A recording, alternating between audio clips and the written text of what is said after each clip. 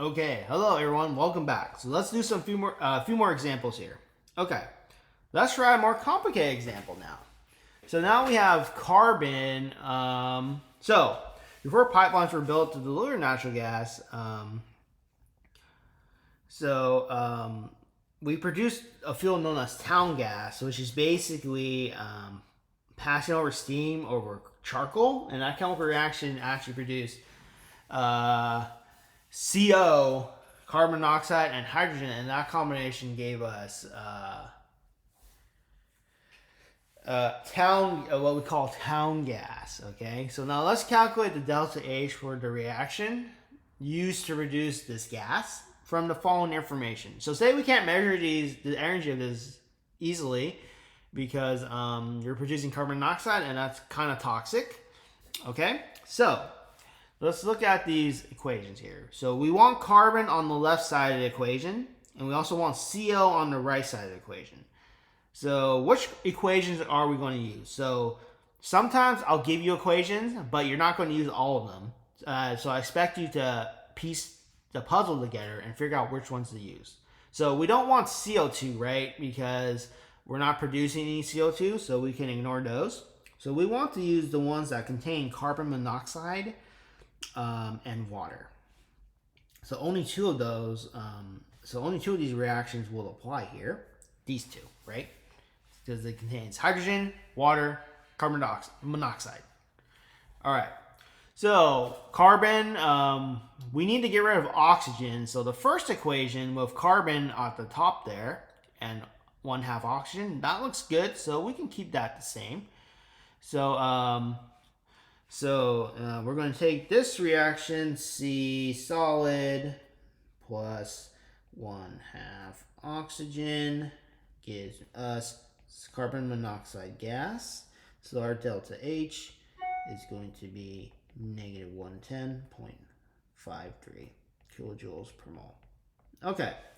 Now, if we look at the fourth reaction, so let's just label this reaction 1 and now reaction 4. So now if we look at the last example, we have hydrogen gas. However, we don't want hydrogen gas on the left side, and we don't want oxygen gas on the left side either, because when we add the reactions, they'll just add up together to give us a single molecule of oxygen. So we want to flip this one. So we're going to put a negative sign in front of me and towards this reaction. So when we do that, we get H2O gas. So remember, when you do negative sign, it flips the value for enthalpy, but it reverses the chemical reaction. So that's how we reverse the enthalpy value. So in this case, we get water is going to hydrogen gas plus 1/2 oxygen. Okay, and the delta H here is, we're going to flip it, so it's going to be 214.82 kilojoules per mole.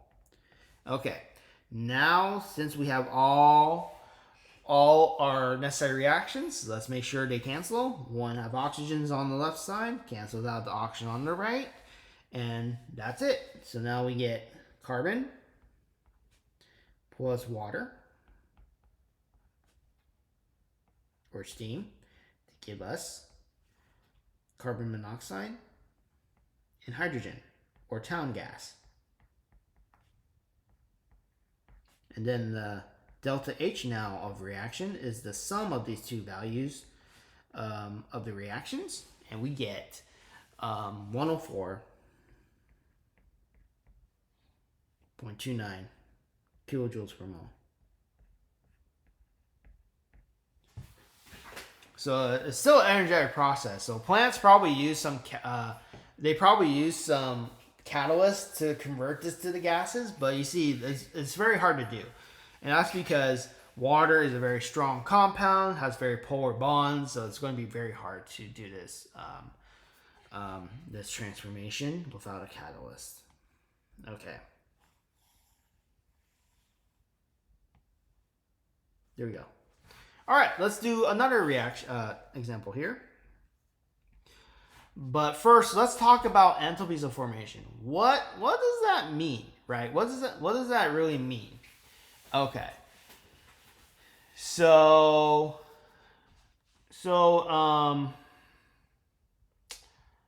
enthalpies of formations. Okay.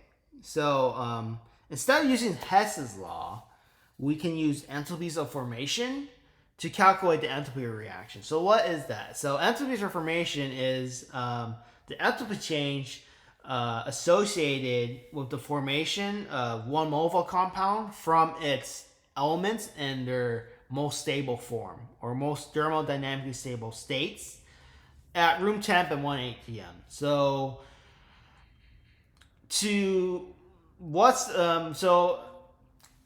simply what we mean by that is that, okay, elements in their most in their standard form on the periodic table. So like, hydrogen's a gas, right? So that'll be its most stable state. Magnesium's a metal, so that would be its most stable state. So stuff like that. So metals, solid, and then non-metals, usually gases or liquids. And then, the standard state is pretty much the state of the element at room temperature on a periodic table. Okay? So, since enthalpies are a state function, we could use these formation values to calculate enthalpy change of the reaction, much like we did with Hess's law. So we don't have to go through those chemical reactions. We can actually use actual values or enthalpies of formation and do that much more routinely. Okay? So now let's go through each of these reactions here and describe where delta H is equal to the enthalpy of formation of a compound. So remember, enthalpy of formation is the formation of the compound from its elements in its natural state. Okay, so let's go over each of them. Magnesium oxide. So formation of magnesium oxide from elements in its most stable, standard, thermodynamically stable state. So magnesium, thermodynamically speaking, it's a solid at room temperature. Oxygen's a gas, so that pans out. So that one will be yes. All right, B, magnesium oxide plus carbon dioxide to form magnesium carbonate.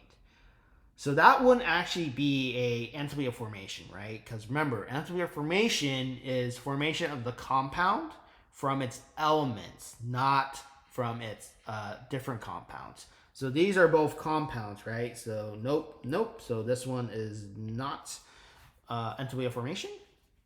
Okay, how about letter C? Magnesium, that's the elemental, it's most stable form, magnesium. Carbon, solid. Remember, carbon is, we can find carbon in forms like charcoal, and usually it's in the form of either graphite or diamond. But we'll talk more about that later. And then oxygen here is a gas. That's the most stable state, so this one pans out too. Okay, how about letter D? All right, magnesium, its most its most stable state is not a gas, so this does not describe a enthalpy of formation. This actually describes something else, but we're not going to cover that, so no need to worry about that. Just remember, enthalpy of formation comes from elements in their most standard state on the periodic table. So D is out. How about E? Carbon's a solid. Oxygen gas, most stable state to form carbon monoxide. Yes, that works. And then letter F, hydrogen gas. Okay, hydrogen's a gas at room temp. Oxygen's a gas at room temp to form water. That is a standard enthalpy of formation. Okay, so what we want to look at is forms one mole of a compound from the elements. So elements on the periodic table. Okay. All right, now okay, so we'll do these two examples, and then that will wrap up our calculation here. Okay, so I think this was supposed to be before, but let's just do another example of Hess's law, just so we get more practice. Okay. All right, so we have 3 equations now. And it looks like we might need to use all of them because one equation has magnesium oxide, one equation has CO2, and one equation has magnesium carbonate. So we need to get carbon dioxide on the other side of the equation. So we're going to multiply this by a negative value. And then magnesium oxide needs to be on the reactant side, right? So we need to flip this one as well. Oh, I didn't need to put one there though. Okay. And the last equation we don't need to really worry about, and that's because the product is already on the right product, magnesium carbonate, is on the right side of the equation. Okay, so now let's rewrite these equations here. So we get MgO. So when we write the equation here, when we flip the sign, it's going to flip the reaction. Plus, oh wait, so that doesn't actually become a plus. So this turns into magnesium solid plus 1/2 oxygen gas. Okay, so this new value is going to be delta H. So we call these formation. So see how these are actually delta H as a formation now? So we can use Hess's law too in this regard too as well. For several reactions. So it's pretty much the same. It's the same thing as what we were doing in Hess's law up here. Except all of these weren't considered enthalpy of formation values, but now all of these in this example are. So we get 601.70 kilojoules per mole. Okay. So that's equation 1. Now let's go to the second equation. We're going to flip this one. So CO2 gas going to carbon solid plus oxygen gas. Okay, and we flip this sign now. So the enthalpy of formation here will change to 393.51 kilojoules per mole. Okay. So now let's look at the sum of three equations here. Let's see if everything cancels. Okay, so we have 1 oxygen plus 1/2 oxygen. That equals 3/2 oxygen. So this will cancel out the 3/2 oxygen. So that's 1.5. The carbon on both sides will cancel now. And now we're left with magnesium. We don't need magnesium. So wait a second. Did I mess up something here? No, we're good. So magnesium cancels out now because we don't need magnesium in the overall equation. So what we're left with is MgO, magnesium oxide, plus carbon dioxide gas to give us magnesium carbonate. So this is a very, it's not a very favorable reaction, and we'll see why. Well, actually, it is. Yeah, so it's somewhat favorable. So delta H, so we add up all the values now. Delta H of formation equals -100. And that's how magnesium carbonate is formed. And you have magnesium oxide and you react it with carbon dioxide. So -100.6 kilojoules per mole. So remember, only one of these values has 1 decimal point, so we want to make sure our decimal point in our answer has 1 decimal point too. Okay, so that's that example. Okay, so -100.6 kilojoules per mole. Okay, so we could use enthalpies of formation as well using Hess's law. Rearrange the equations of the ones we need to find the actual energy value for our chemical reaction. So that's pretty useful in terms of chemistry. Using these for chemistry problems, because sometimes these reactions, it might not be feasible to record the value using a calorimeter. Okay. So what does this all mean? So if we think about it, if we look at our previous example,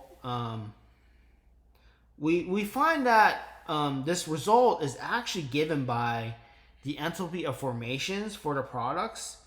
And if we subtract the sum of the enthalpy of formation of the products, subtract that from the enthalpy of formation from the reactants, we get the same result. So we can actually simplify our calculation here by saying, okay, we can calculate delta H of reaction if for this generic reaction by using this formula. And we know each of these delta H formations because they are given to us in chemical tables. So we can look them up. So we can use this equation to solve for delta H reaction so we don't have to do this rearranging mechanism here. So I will provide this reaction, so don't worry. But it's basically the sum of the enthalpy of formations of each of the products multiplied by the coefficients in the chemical reaction, and you subtract the sum of formations for the reactants. So it's products minus reactants in this case. Okay, so when we have a standard state, simply speaking, the values are 0 for standard state, and that's because if we're going from an initial state of oxygen,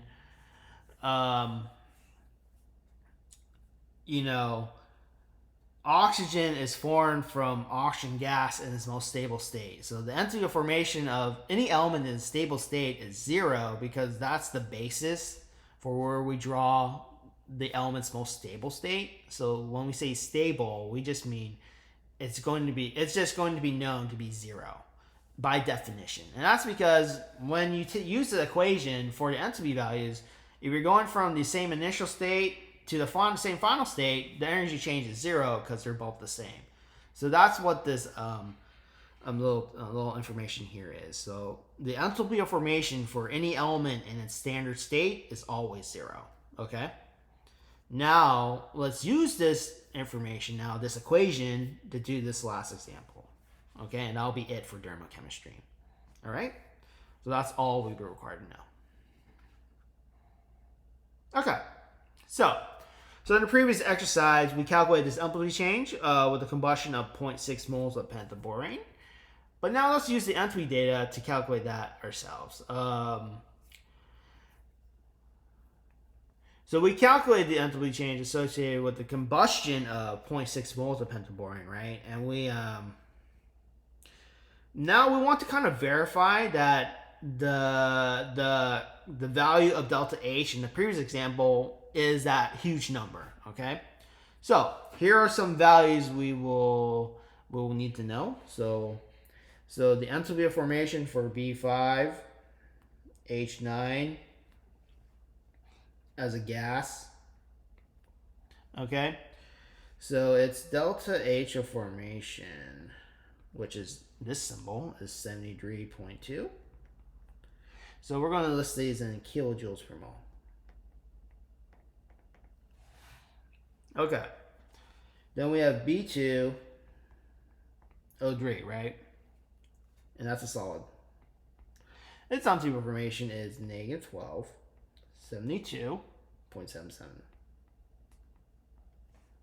Oxygen gas is in its standard state, so it's 0.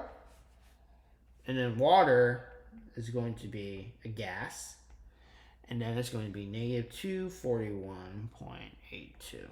Okay, so then this calculation is delta H of reaction equals, so we're going to take the sum of the products. So the products is 5-diboron trioxide, so we're going to do 5 times negative 1272.77 plus 9 times negative 241.82, okay? And then we're going to subtract that from negative 2 times pentaborane, 73.2, plus 12 times 0, okay? So we can rewrite this as, it's going to equal, so let's write this at the top, 5 times B2O3 minus 9 times H2O. So pretty much the values here for our products minus this, not minus, but plus. The sum of our enthalpy of formation for the reactants and the products. So products minus reactants, 2 times B5H9 plus 12 times oxygen. And then we just plug in those numbers there, and then eventually we get some values here. Negative 63.85 plus negative 2176.38, and then we subtract that by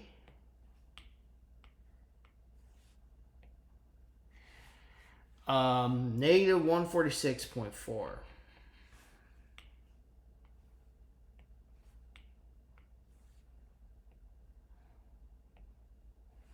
Okay, and then eventually we get a value of what we calculated, negative, or what we saw in the previous example where we did this problem, 63 kilojoules per mole.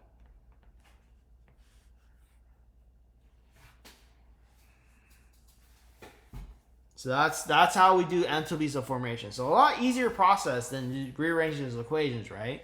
Okay, so everyone, that's the last of thermochemistry that I'll cover. So please give these lectures a good look over. Make sure you can follow them, and we'll be doing problem solving and discussion relating to thermochemistry this week. So that's it for this lecture. I'll see everyone next time.